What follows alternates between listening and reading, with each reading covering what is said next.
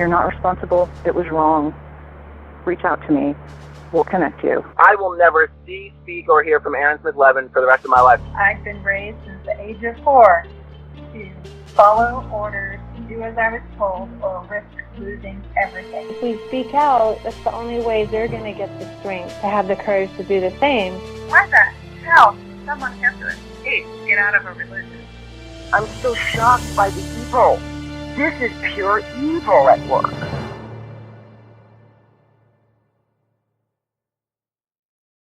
And welcome to another Scientology extra edition of Come Get Some with part 2 of Mary Kahn, as she talks more about Sammy, the later years, as she talks about being held captive against her will, and probably one of the most fun 10 questions I've ever had on this show. Mary was a great guest, and I'm happy to have her. But before we go there, I would like to address the weirdo in the room. On social media, there's something crazy going on where just a lot of people coming out of the woodwork. Some are just very sympathetic to the cause of anti-Scientology, the ex-Scientologists' plight, who are just trying to help and be a part of the solution. And there's some people, we can't tell who's who sometimes. Maybe there's what people call trolls, or people who are not who they say they are. And that's fine, because I don't really talk much about things that aren't really something that I would talk to anyone about. So I'm not really worried about that. I don't tell other people's secrets, and again, I don't have secrets. So I'm not worried about it. If you're a troll and you're in my circle, then more power to you. But there's a guy out there who wants to stir the pot, and he's acting like he's pretty much the authority on everything, and this guy makes me sick. He's doing YouTube videos. He's calling people out that he doesn't know anything about. And then that's not what obsessed me about this guy. I don't want to come on here and whine and complain and harp on about this guy. But he does YouTube videos. And when he sits there and he first of all, let me go back a little bit for you. This is a guy who made a for instance on a forum like 10 years ago where he said, "What if this happened? Then how would you feel?" And then just a few weeks ago in a timeline on Twitter said, "It happened to him," trying to elicit a reaction. And this same guy is on YouTube talking about 1.1 on the tone scale, throwing everything that ever happened to Nora Crest or anybody else like her in Scientology, just throwing it right back in her face, and it's disgusting.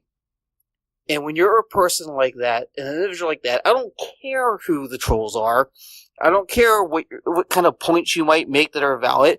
You don't get a voice. And that's why you and your pals will never be on this program. Beyond that, he kind of reminds me of somebody else who's been in the news a lot lately when you talk about the underground bunker with Tony Ortega. He kind of reminds me of another guy, Marty Rathbun. Now, I've said before on this show, and I'll say it again, there are lots of people far more qualified than me to speak on Marty Rathbun. But looking at his history, looking at his past, I can't help but to think, I have a few theories about this guy. Now, here's a guy who comes back from old school, man. He comes back from the days of tormenting Paulette Cooper. This is how he was brought up into Scientology. This is the kind of operation he's used to. How much do we really know about Marty? It almost feels like as much as people got to know Marty, the people who did, maybe they didn't. He does seem like one of those guys. Maybe he truly fits the mold of what David Miscavige puts out in these releases for everybody who leaves Scientology. Everybody's so mad and angry and bitter that they don't get to do it anymore under the church. And maybe he is one of those guys that was truly bitter about it, and maybe he misses all around, and he didn't like the way he was treated by David Miscavige, and he really was just bitter. But he still wanted to truly be part of the church and have power in the church. That's the impression I got off of him from every video clip I've seen of him, especially from my Scientology movie, where he's talking about how Louis Theroux's put him in a bad light, making him look bad. Man made himself look bad. And the other part of the theory is, what if he never truly left Scientology? That's a little bit extreme, but why not? It's the kind of thing they were doing with Paulette Cooper. How much information? How in the loop? How close did he get with Mike Rinder and other people at the top of the anti-Scientology push, that he was in the circles to know things. The FBI investigation that went south, that was blamed on the Headley case that went south. What did he know about those cases? What involvement might he have played in obstructing the justice there? We don't know, but it's possible that he has something to do with that. So this is something to consider with Marty. I would like him to speak on it, but of course he's not going to. Without him speaking, all we have is speculation, as I've said in the past. So, without further ado, I gotta tell you, so if I was talking about that guy I won't name, it reminds me of Harry Potter, the He Who Should Not Be Named. It's like Scientology reminds me a lot of Harry Potter. It's like Harry Potter's got muggles, Scientology's got wogs. Harry Potter's got their own school system. Scientology's got its own version of a school system. Harry Potter's got the magic wand. Scientology has the magic floating needle. Needle chooses you. Voldemort, David Miscavige, Harry Potter, Lear Remini. They eat chocolate frogs. Scientologists eat human souls. So they're not really all that different. It's just funny when you think about it. But I digress.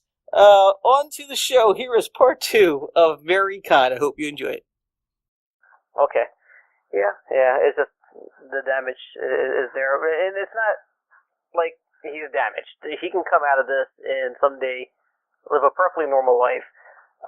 And I think one of the things that sometimes people who have disconnected, if they start to get doubts and start to think things that maybe they should get out, that they're afraid to, because now they have nothing, they have no friends, and they have no proper. I think Sammy got a proper education for the most part, right? Yeah, pretty good. But some people didn't get a proper education. They got taught Scientology school. Right. And go ahead. Yeah, although I have to admit, I do see evidence of Scientologists that were in at a very young age that didn't get a quote-unquote proper education that ended up okay. I mean, Aaron's a good example. Yeah. He's a dynamic guy. He's no dummy. Yeah. And most Scientologists do walk away with a pretty good work ethic. And sometimes that's all you need in life, is a pretty good work ethic. Right. It's just that time you I'm lose. not promoting that. Yeah. Yeah, believe me, I'm not promoting don't get educated. I think it's important, yeah. Any 6th graders out there listening, you'll be fine. Just have a work ethic.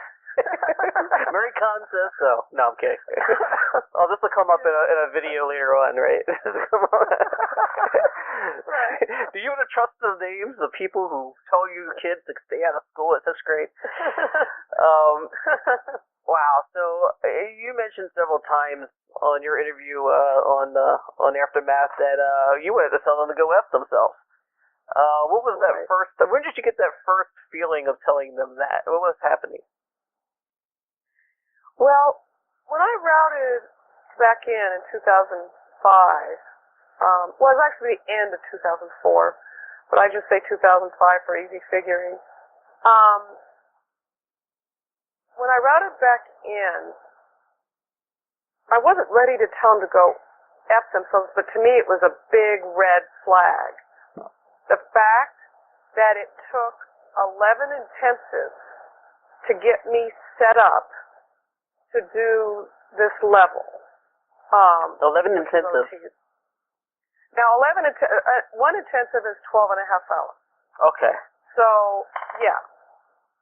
Now, for anybody that doesn't understand Scientology, that's a lot of auditing. That is a lot of auditing. The truth of the matter is, I could have been set up in probably an intensive, but let's just say 2. Do a few correction lists and make sure everything's all cleaned up. But I really do think that, and I have heard interviews that support my theory on this, that auditing programs, are padded according to what they think you can afford. Or they're going to try to milk you for as much money as they can possibly get. So I hadn't had auditing in a long, long time. Now, the program I got was just way too much. Way too much. It was completely unnecessary, and I really hated it. Most of it. That was the first thing. But I did finish it, and I did continue, and then I got back on 7. Now, you couple that with every... OT7 is a level that, when you do it, you solo counsel yourself, and you do it at home. So you're not in the organization anymore. So, and you're supposed to audit yourself 4 to 6 sessions a day. And they're very short.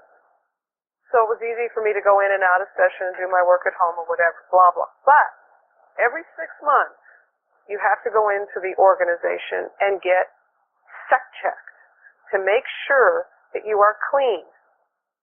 Oh boy. These sec checks went from a half an intensive to 1 intensive to 2 intensive.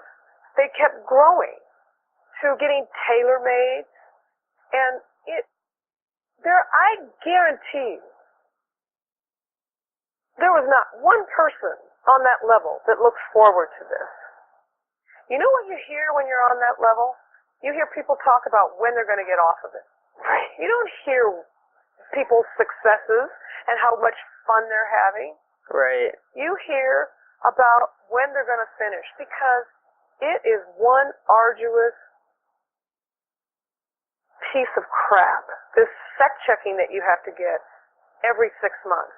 And now we're getting back to that same subject of, we're crossing the line into torture as far as I'm concerned, because now you're getting into, here's another big mistake I made, thinking that I could persevere. Just persevere, and get through this. Now, this is a lesson I learned as a child. Persevere, you can get through it. This is not a bad thing to do in life. But if you are being mentally abused and tortured with sec checking that does not matter, and it's all about what you've done wrong, you are going to get screwed up. And I just got to the point where I just wanted to scream and say, let me out of here. And this was still when I'm at Flag. I'm not even on the ship yet. The ship was another story, which was pretty much covered on that show. But finishing that level took 4 years. Most people it takes longer, but it took me 4 years and every 6 months of dreading it. And the last several months when I was actually trying to finish it, I was just flipping loop-de-loos and trying to just, oh my God, it was awful. Like, it drives you crazy just remembering it. It drove me crazy. Okay. It drove me crazy. And it's not the level itself. It's all the other shit they make you do. And this sec checking. Excuse me, I swore. That's anyway. Okay. You can get away with a little bit. Yeah. Fuck it. And the sec checking, and then at the same time what was happening in the church was then the basics came out.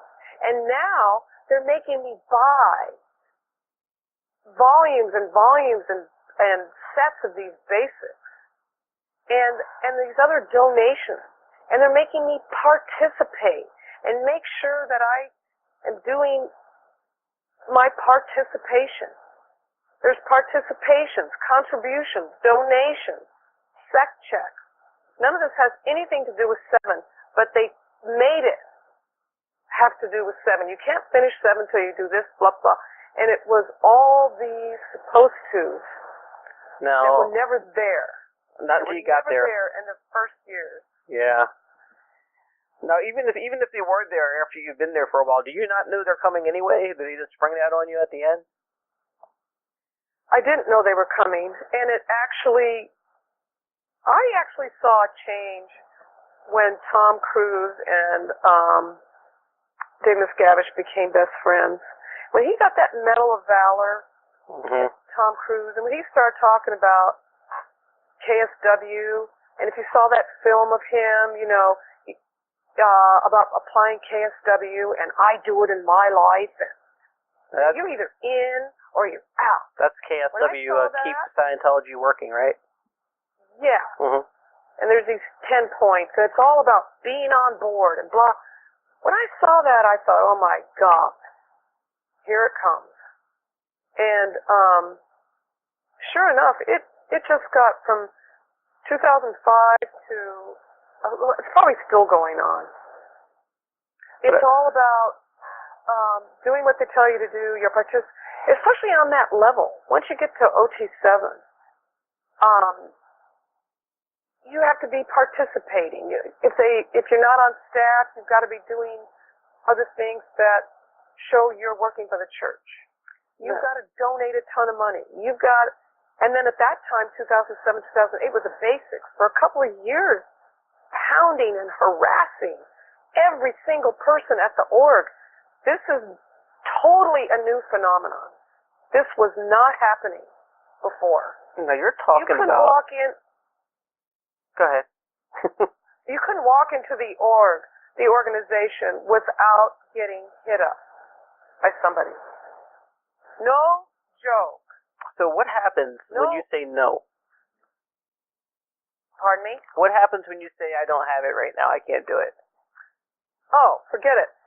I've had so many doors closed on me with people standing there pounding on me to give, to donate, to buy. So many times, and I'm the one with the patsy sign on my back. I can't stand it, to the point where I will end up always giving them something. And I came home several times and totally pissed my husband off, telling him I bought another set of basics. He'd be like, what? And then, of course, then it happened to him, where he saw it for himself, and he would come home, well, I bought another set of basics. And I go, oh, gosh. I donated this. And what's the point of doing that? Are you going to sell those to other people, or are you just helping out by having extra sets of books? You're just giving them money. Well, that's what they tell you. Like we bought a set for our son, but, get them out to people that don't have them, and basically it's all a lie. It's all recruiting. Yes, and it's setting these quotas for every single staff member and Sea Org member to sell so many sets of basics, and they're getting to the point where all they want to do is get some sleep, and they will do anything to sell a set of basics, or many sets, and they will feed you any line they have to. So they can go get some sleep. With this infrastructure, it's amazing this hasn't been compared to a business to the point to where that leads into misuse of the IRS exemption. Well, you would think. Yeah. You would think. And I'm sure it's been reported to the IRS, but, with all the little contracts everybody signs when they go into the organization to do anything, I'm sure the church has covered their butts. After I listened to your interview with Aaron, I think he was pretty spot on about how this is all gonna unfold. I really don't have much hope with the IRS or the FBI. You think it's gonna be self-imploding? Yep. And thank God for the internet. Thank God for the whistleblowers, the people that have left, and that have shown a light on what's really going on. Absolutely. And I do think that fewer and fewer people are getting in. And I think it will piddle itself out. I don't know what's going to happen with the billions of dollars they have in assets. I hope it's used for homeless. It would be great to see the Sea Org expanded and Sea Org members be given retribution, ex-Sea Org members be given retribution, but I don't have much hope for that either. Yeah, think about all the homes that could be in those areas where they built orgs, or something useful like a soup kitchen or something. Yes. Think of all the good that could be done. Well, I'm hopeful. It will happen that way. How do you feel? You got to be hopeful, right? all I got. How do you feel about being public? Do you get bothered by people? Have you been harassed at all? Me, since I've come out, you mean? Yeah.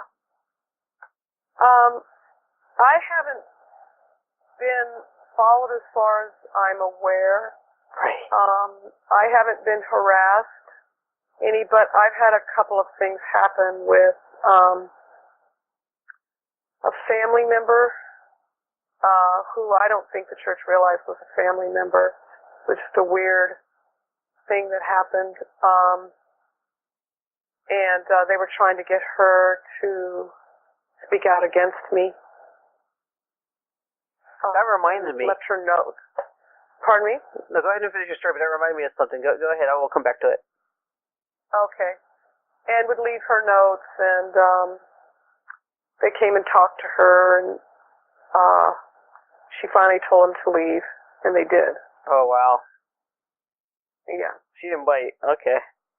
So, an ex-friend of yours, which I think is, I think that really stands out in the description they gave of themselves in the video. An ex-friend of yours made a video against you as well that can be found on the same hate site that your son's on.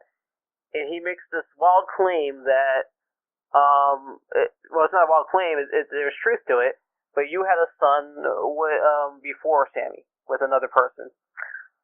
And this got dropped like some kind of DNA test on Maury Povich, but I'm finding out from you before we talked on the interview here that it didn't quite happen the way it's being told. Go ahead. No, I mean, I had a son pre-Scientology. Mm-hmm. I had a son when I was 20. And, in those days, you got married. I was in college, and we got married and had this baby. And then he finished his law degree. We moved to Texas. Moved to Dallas. And this was before I even got in Scientology. And I was very unhappy. Now, I was a completely different person at that time. So it's hard for me to imagine ever giving up a child to be raised by, we got a divorce. And I wanted my ex-husband to raise him, and he wanted to raise him. He had the mental wherewithal, and now he's a lawyer.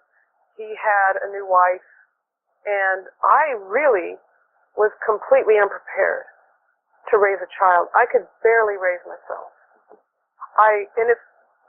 The irony is that it's almost one of the reasons why I got in Scientology. My life repair was filled with my grief and anguish over giving up this child to be raised by somebody else, by my ex-husband.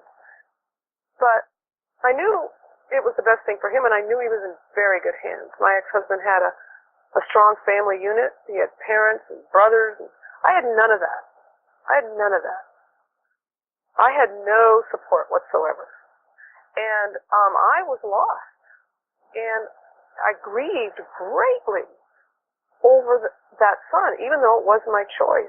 And my life repair was filled with it. And the irony to have now my husband's boyhood friend make this video for the church and use that against me. Yep. And the way he was almost giddy, the way he talked about how he had to tell Sammy that he had to have a half-brother, and how Sammy had to learn that from him, and not his mother, that he had a half-brother. And he's using terms like this. When this is pre-Scientology, this is 17 years before I even had Michael. Then I had Sammy 3 years after that, so it's 20 years before I even had Sammy. It's not like this is a son that was in our lives, that they went to school with and they had a relationship with and they didn't know it. And the only reason I didn't tell my kids is because I really couldn't find a good opportunity. Oh, by the way, I remember finding out when I was in my 30s that my mom had had an abortion. And it was kind of like, oh, wow. Oh, yeah, I guess it's right. Why would I know that earlier? When is she going to tell me? When I'm 5? When I'm 16? It's just like, it's really kind of none of my business. It feels... It's part of... I'm sorry? It feels to me like the bottom line is it really has nothing to do with anything. It had nothing to do with anything except to hurt me and to call it like I'm disconnecting from Sammy just like I did his half-brother. Right. And they're using these emotional terms like half-brother. And, I mean, this is somebody that's not even in my life, unfortunately. You know, I wish he could be in my life, but he's not. Well, I mean, that's about as dirty as it gets, and it's right on the surface for everyone to see. And it's interesting to talk about, like, you didn't have that kind of support. You didn't have that kind of support in Scientology, but right now, Mary, I think you have all the support you've ever hoped for since you've been out and talking about it. You have a lot of support. Yes, it's very nice to have as much support as I've gotten. It's been very heartwarming, and it's been very helpful to me because there was a point where I was so isolated that I thought I was going to lose my mind. When you don't think anybody supports you, when you think you're the only one that thinks the way you think, it will drive you crazy. Well, I mean, that's kind of a trap mindset some people in are probably feeling right now too, right? Maybe so. Right. You know, and, you know, when the church gets everybody to turn against you, it can be very isolating. And I have better friends than I've had my whole life. I have very good friends now since I've gotten out, and I have found a footing. I have support from people I've never met and support from people that are great support from people that I've never met and that are mere acquaintances, and great support from people that are very close friends. So yes, it's been really heartwarming for me. Yeah, I'll say this. I've said it a million times on this show. I'll say it again. Some of the nicest, most decent people I've ever met have come out of Scientology. It's not because Scientology is so great. They come out learning that they can be the person they try to go in being and weren't allowed to be. Right. It's interesting. And well, also, I think you learn, you know, when you lose something that you love so much that you might have taken for granted, you learn not to take it for granted. And when you've been so mistreated, you learn to appreciate those that have been mistreated. And, you know, when it all happened with me, there was a point, not literally this, but it's kind of like, gosh, why is the world still turning? Why isn't everybody just going, oh my God, everybody stop, let's help Mary out of this, because this girl is suffering so badly, she might not live. Why isn't everything stopped? Right. Well, this is life. And that's when I learned, oh, there's so much injustice, pain. There's a lot of people that have been through a lot, and they're going through a lot, and I have more compassion and understanding for those people than ever before. And that's another thing about ex-Scientologists that have been through a lot. They appreciate the other side more. Do you get are people prejudiced against you that they think that you're one of those wacky Scientology people, or you found that hasn't been the case for you? For the most part, no. I mean, I think I'm probably the hardest on myself in that regard. Yeah. Well, I don't think anyone should think that way. I'm embarrassed of myself. You know, why did you do that for so long? You know. Yeah, people shouldn't do that, and I think that's one of the biggest misconceptions, and it's something that you guys talk about in your interviews a lot. Is, you know, people don't go into Scientology just because they're stupid. It's not a stupidity thing. Right. It's not an intelligent thing. Like I said, I want to beat into the ground. So the best people I ever met came out of Scientology, and that's why I want to say, because I started on this path a little bit before with Sammy, and about other people who are still in there, disconnected from families, might be afraid if they leave, there's no one waiting for them, ready to go, it's okay. You know, we forget everything. No one told it against you that you were in this for so long and that you were away for so long. People are just going to be happy to get their families back. Right. Not only is there a huge support group, but their lives will be better than ever.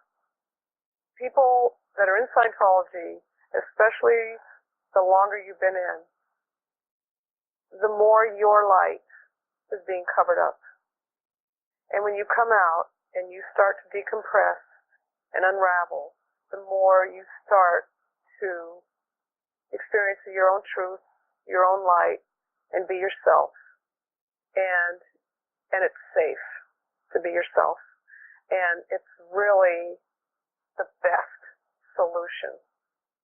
It shouldn't be scary because it's better. It's a way better life.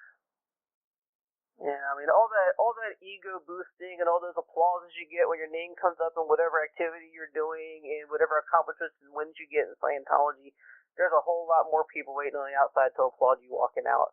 That's for darn sure. Right. I want to talk about the free wins for just 1 second. Was that a decent vote? Was it a good arrangement or was it a bad arrangement as far as just quarters? As far as quarters was fine. Okay. It was fine. Yeah. I mean, I had a shared room, and at the end I had my own room. It was totally fine. I'm sure it was worse for the Sea Org members that are probably down in the lower levels, sleeping on berthing on top of each other. I guess. But yeah. But those ship rooms are very small. Right. So it's a very confining feeling. It's an old ship and all that. But it was okay. I kind of knew that going in, so that part was predictable. It's an old ship, right? The same one that Orion was on? It's called the Free One. Right. And I don't think Hubbard was on the Free One. Well, not on that one? On the Apollo. Yeah. Oh, okay, the Apollo, that's right. Sorry, that's my ignorance showing through. I'm still learning, Mary. That's okay. Did you ever consider pressing charges? Because that was kind of like wrongful entrapment when they held you in there. It's interesting. No, because first of all, it would be impossible to prove. I had left my phone in the car. So no witnesses. Intentionally, because I knew they would ask for my phone, and I didn't want them to have my phone. So I left it in the car. And ironically, the day after it happened, there's a little bit more to the story, but I won't get into it because it'll make it really long. But okay. I ended up going to an attorney just to find out what my rights were, because I was thinking my husband might be leaving me. And in that discussion, I told him what happened. And I said, "Is that kidnapping?" He went, "No, but that is false imprisonment." Right. And that's too bad you didn't have your phone recording that. Because no one was going to speak up for you. Oh, they would all deny it. Anybody that saw that would deny it. They would lie. Flat out. Straight up. Wow. Scientologists have no qualms on lying for the church, because the Church of Scientology is the greatest good for mankind. That's the equation. Is that like It's killing okay to 3 lie. people to save millions? Yeah. Is that kind of mindset? It's okay to lie because the Right. greater good outweighs everything. Right. That's the mindset. I mean, so you've lied to people, probably. Like, I don't remember ever lying to anybody about anything like that. Now, Zeno. I do recall the sensation of not wanting to admit certain things. I can't remember specifically, but I might not want to tell my mother about, for instance, I wouldn't want to tell her all the money they harangued out of me and badgered me for. That's just an I told you so moment. Right. But also, I just wouldn't want people to know how horrible it is when the church officials were trying to get money out of me and how many hours they would spend badgering me for money. And I would be embarrassed to tell anybody outside. I wouldn't even tell, Scientologists don't even tell each other this, because then that would be considered nattering, and which means you have overt or sins. You have to be willing to put up with this crap. Yeah. Now, your husband David wrote a knowledge report on you. How many times do you guys write each other up? I never wrote him up on anything. I was one of those people, I never disconnected from anybody in my life. And in fact, when friends of mine had to disconnect from their own sons, I made it a point to talk to her son. I refused to do it. But this was also at a time when it wasn't so nasty right. as it is now. I mean, my husband literally got declared an evil person because he would not divorce me. There is no other reason. The church couldn't even come up with another reason because he wasn't reading the blogs, the internet, the books, nothing. They're big on divorce. They seem really big on divorce. You got to separate everybody that might have some kind of influence on them. Stunning. It's really great. It's almost like the first thing to go to. It seems like. So I was just reading another story just like yours on Tony Ortega's site. Well, not like yours, but where the partners are being asked to divorce because one might be tainted. Yeah, that's the one I was reading. That's the one. Right. Yeah. Very similar story. Her time on the ship. Whew. Yeah. So it's like that's my story, except different characters. Does David ever feel guilty about the knowledge report? Yeah, and there's a few things he feels really bad about, but mainly, I think if he could do it over again, he would just support me from the beginning. Do you use it against them? Do you use it against them in arguments? Not yet. I'm saving it. Saving it for the big one. Okay. That's the kind of thing you just spring out of nowhere. You got to have the right argument for that one. Hey, you wrote a knowledge report on me. Picking my battles. Oh man. Well, I'm grateful for you that you had David because he it looks like he's standing by you. Like I said before, he's been standing by you all through it. That makes him a really top guy in my book. Right. And then Michael, our other son, was very instrumental in bringing us together too. Because he wasn't in, and that helped. And he talked to David and Sammy both. Tried to talk to them both. He was the first one that stood up for me, and I broke down into tears. I was so unfamiliar with that sensation of support and loyalty and kindness. And isn't that amazing coming out of a 40-year religion that you feel that way? Yeah, absolutely. Yeah, it's when it comes to terms like compassion, love, kindness, beauty, it's not the Church of Scientology I think of. But at the time you're made to believe that's what it is, right?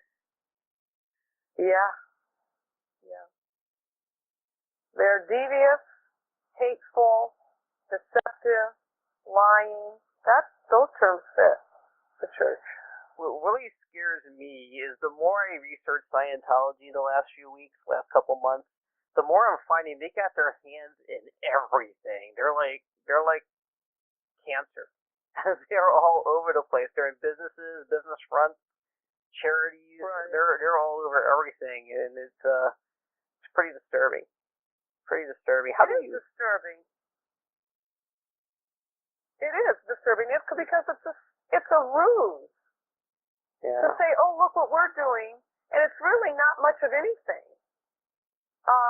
And then they use these front groups to get money out of parishioners, or maybe even non-parishioners, and then do very little with it.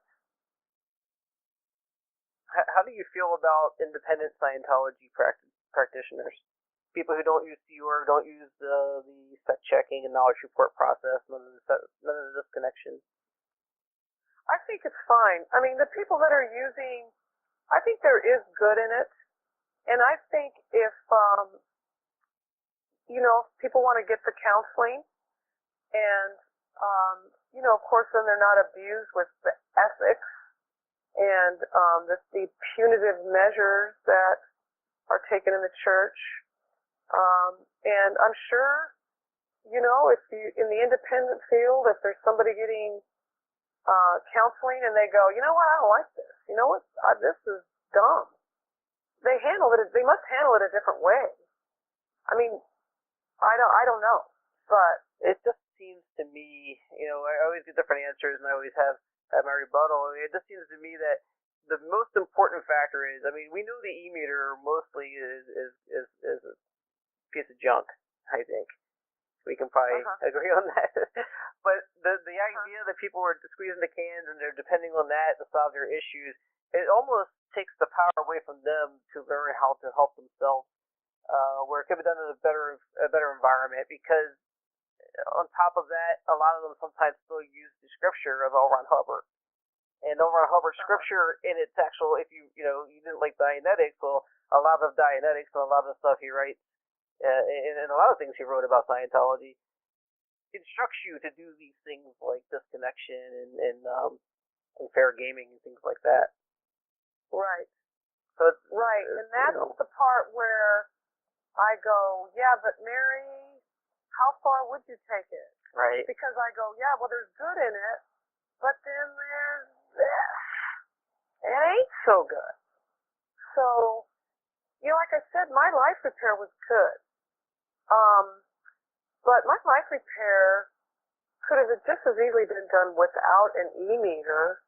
But I do find that I found in those first 15, 20 years where I said it was okay. I didn't believe it all necessarily, but I didn't believe the virgin birth either, and that didn't feel like less of a Catholic.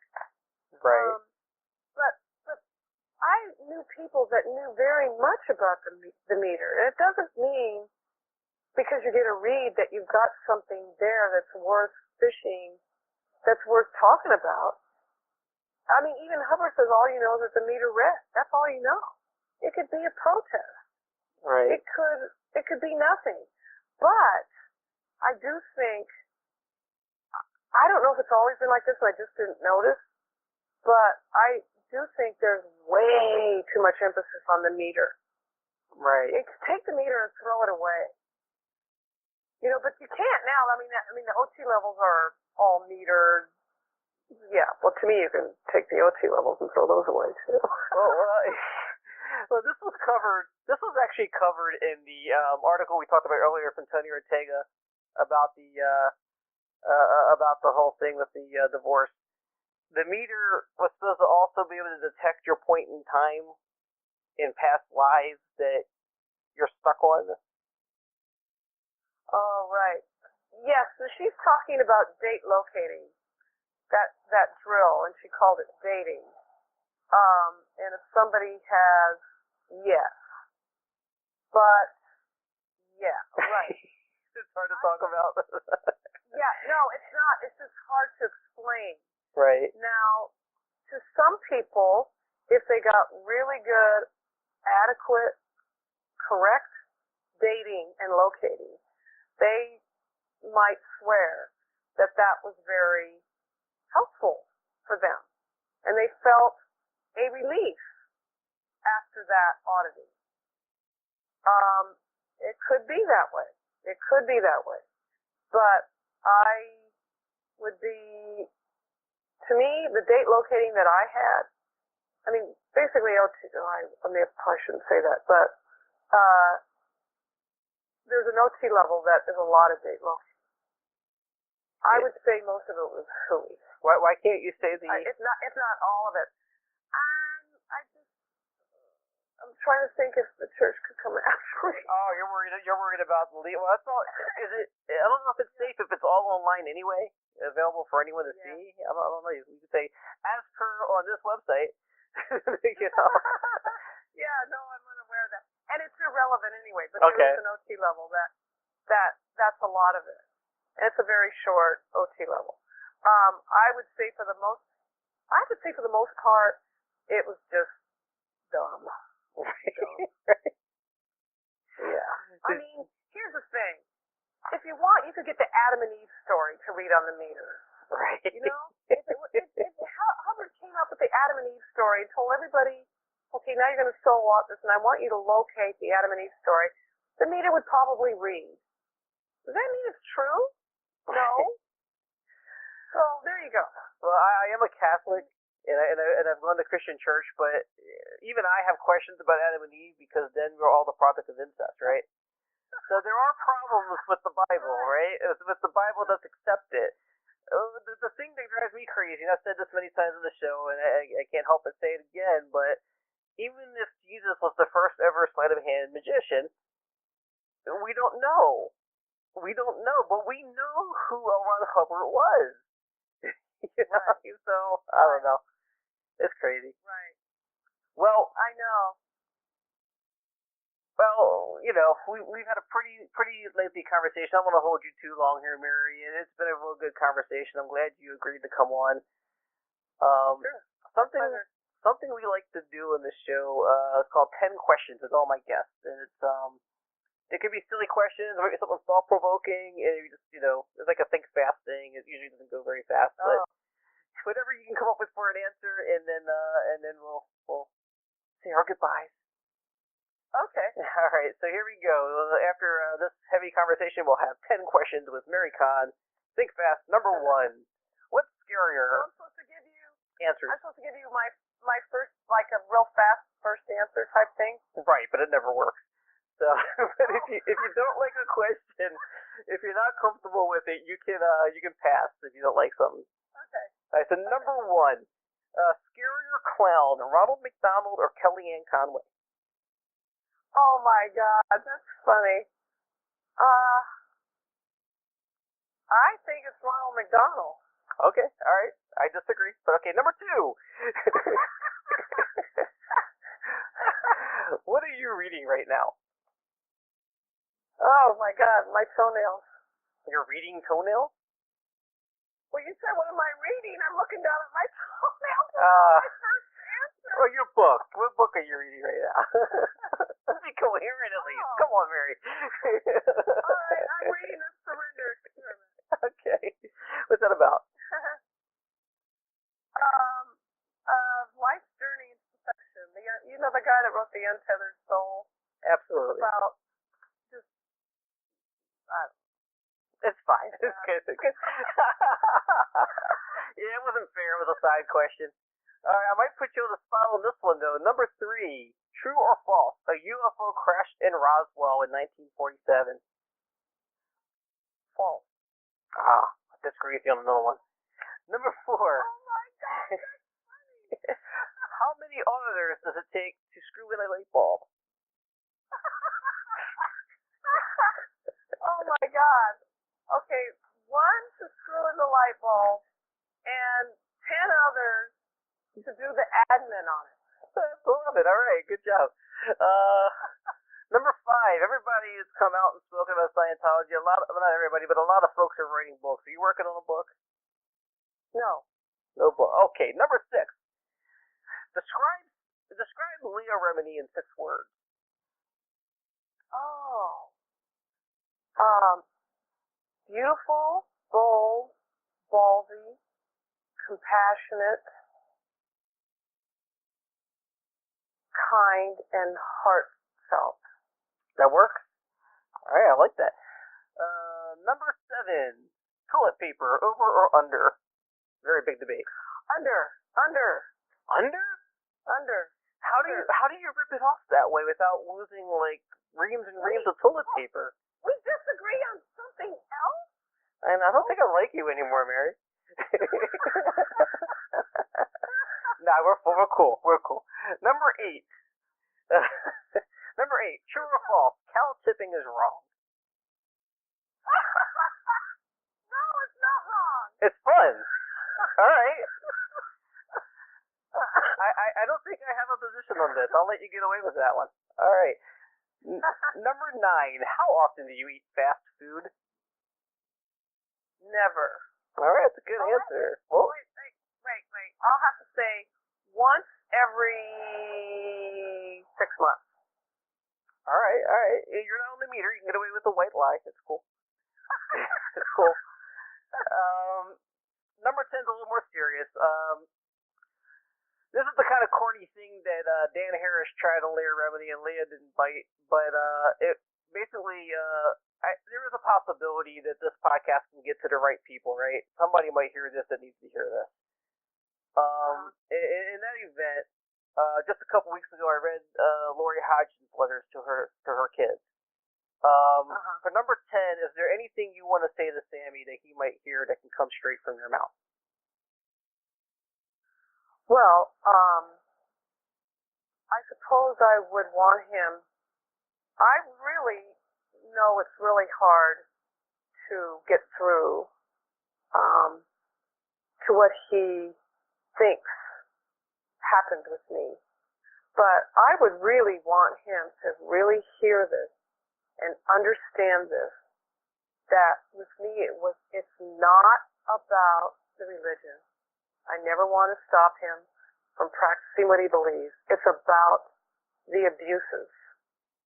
And I would like to kindly beseech him before he throws away the people that love him the most to just do his due diligence and find out what is going on with the church according to other sources and make up his own mind. And if he made up his own mind that he wanted to stick with the church and didn't believe the abuses and all these other stories, okay, fine. Then we could agree to disagree. But I would also want him to know that I love him always, and the light is always on. He can come home anytime to my hugs and my love. That's about it. It's like I said with the Lori Hodgson letters. I don't know if you heard it. I told, basically, as an add-on to the message to her kids, is that, you don't have a choice to make in this. He's the one being made to choose, and you're not the one making him choose. And that's something he needs to realize, and hopefully he will soon. Hopefully. Right. Well, would you add that in, please, Ben? Because that's really good. It's in now. It's there. Yeah. So, thank you so much. It means a lot that you agreed to come on the show. Thank you. You're welcome. Thank you very much. I appreciate what you're doing. Yep, I'm one of those acquaintances, one of those new supportive friends that are here for you. So, we'll stay in touch. Yeah, well, thank you. I appreciate that. No problem. Mary, anything else you want to say before you go? No, that's it. All right. Thank you very much. You're welcome. You take care. Okay, that was Mary Kahn. Thank you once again, Mary, for coming on the show. Oh my gosh, what a great guest she was. Had a great time talking to her. Please share this as much as possible so that this message may possibly reach her son. Her private message at the end there. I gotta tell you, at the beginning of the show, I spoke about an independent Scientologist that was speaking to the tone scale on YouTube that just drove me crazy. And I don't really think very highly of this particular person. But there's another guy who's into independent Scientology, the Scientolopedia guy, Dave, I think it's LaCoy or Qua. I'll get his name right eventually. Well, he's coming on. I'm taking the show a little bit different direction just to explore just what it is about independent Scientology and just what it is about L. Ron Hubbard, that people still follow his word even if they don't believe in the church. And we'll see the differences between the two. And I got a lot of tough questions for Dave, and he knows I'm going to ask them, so he's good enough to come on the show and answer those. So I do appreciate that, and I'll show appreciation by being as open and honest myself with them, and we'll keep it as a good conversation. So look forward to that next Friday right here on Come Get Some Extra Scientology Edition. For now, that about sums it up. Stay connected. Have a good week, everybody. You have been listening to Come Get Some Extra on Blog Talk Radio, iTunes, YouTube, and many other streaming services where available. As always, stay connected, and that about sums it up.